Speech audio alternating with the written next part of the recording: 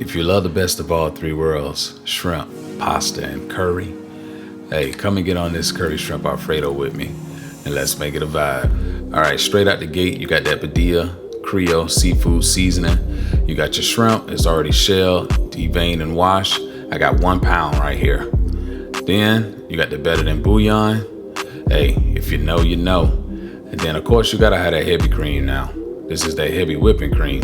And then Montego Bay curry powder. If you can't find it in the grocery store, you could just use curry powder. Now, we're gonna generously season this up. And as far as the measurements, of course, it's always down in the description, but I'm gonna be honest with you. On this recipe right here, I'm gonna do a lot of eyeballing it, okay?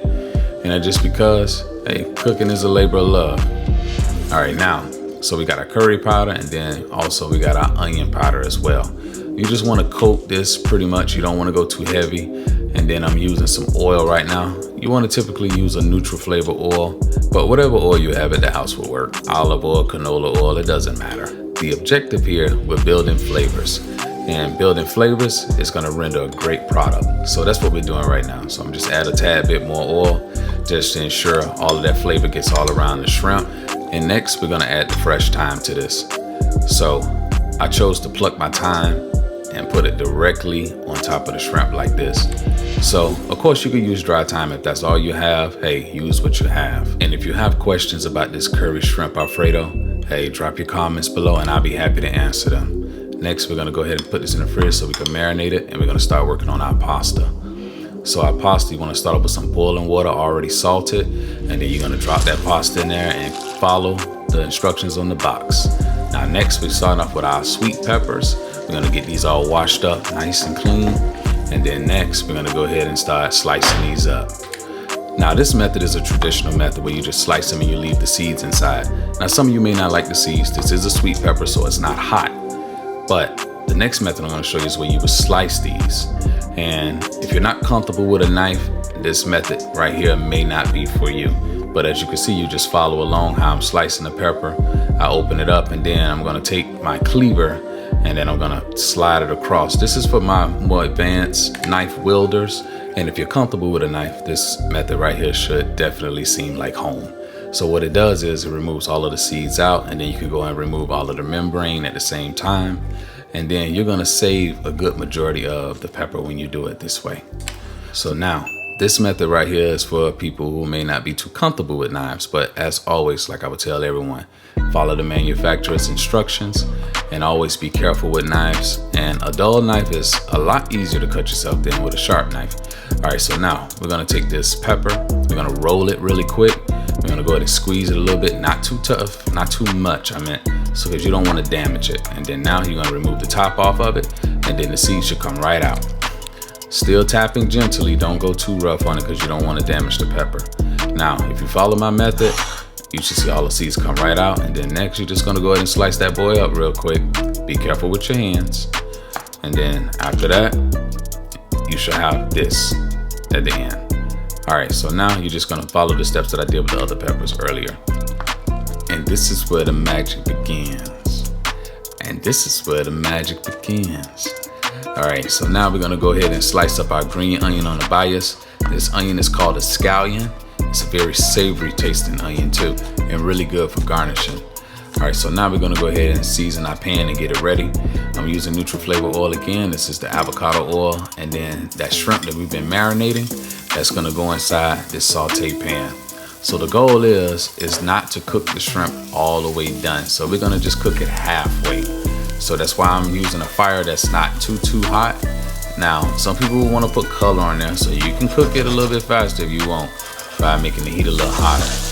But me, I like to just give it just a nice little saute, just tossing it nicely like you see me doing. And the goal is just to cook it halfway, because once it go in the sauce, it's gonna continue cooking in the sauce. So now we're gonna go ahead and build out our sauce. And I'm just starting off with a little bit more oil in there. Now, and then my peppers and onions are going in next. And I want all the flavor that was left in from the shrimp, so that I'm gonna use it in that same pan. So all of your peppers and onions are going in here. And you wanna cook it nice and light. So what I mean by that is, I don't have my fire wide open. I have the fire like a medium heat, and I'm just sauteing it just enough to put just a little bit of color, not too much. And then I'm going in with my heavy cream. Now my heavy cream, once it comes to a boil, then you can turn the fire down to like a medium-low heat, adding just about a teaspoon of the Better Than Bullion. That probably wasn't even a teaspoon, to be honest with you. I probably did about a half a teaspoon. And the reason being, you just want to add some body, add a little flavor to it. And that's the whole purpose of that Better Than Bullion. Because remember, you're going to still season it up again by adding a little bit of that Creole seasoning, that seafood Creole seasoning. And that's what's really going to give you a lot of your flavor that you're doing right now. So remember, your flavors always got to be balanced. And then now you just want to check it out really quick. And that's the texture, the consistency you want right there. Because we've let some of that reduce, meaning it's thickened a little bit, that heavy cream. And then now I'm going to add some cheese to it. And that's going to thicken your sauce. So once you cook down that heavy cream and it's like this, it's looking like that, then you want to add your cheese to it, and that's going to thicken your sauce. Yeah, you just want to go ahead and just get that a little stir right now, getting all that off the sides.